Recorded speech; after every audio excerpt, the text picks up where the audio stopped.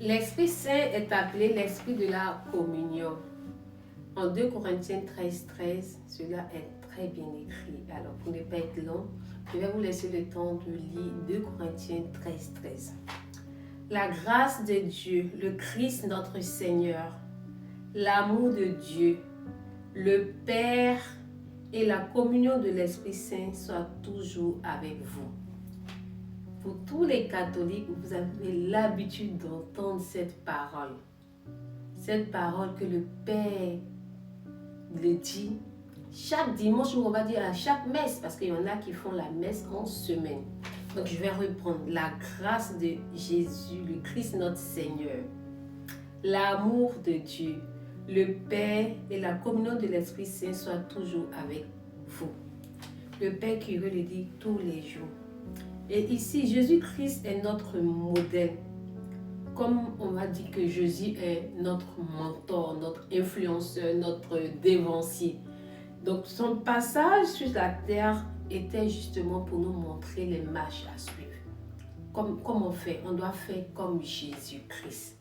C'est pour ça qu'il est venu sur la terre, pour qu'on ait aujourd'hui un exemple, une référence. Donc Jésus-Christ est notre référence.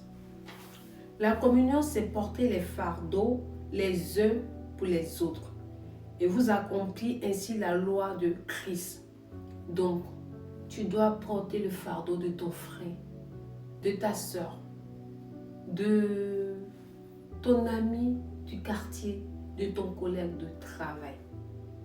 La Bible dit, Dieu ne veut pas simplement restaurer sa relation d'amitié avec les hommes par la prière, mais il veut aussi restaurer les relations des hommes entre eux.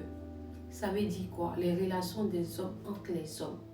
Donc, c'est pour ça qu'on a dit, aimez-vous les uns les autres. Donc, ton amour pour ton prochain est important pour Dieu qui est ton créateur.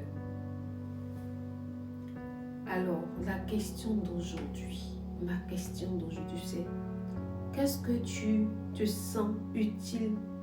Est-ce que tu te sens utile dans ta communauté ou dans ton église, mieux dans ton quartier? C'était ça ma question du jour. J'ai tenu à prendre mon cahier pour écrire, pour le lire, pour ne même pas me tromper, parce que pour moi c'est tellement important, la communion fraternelle.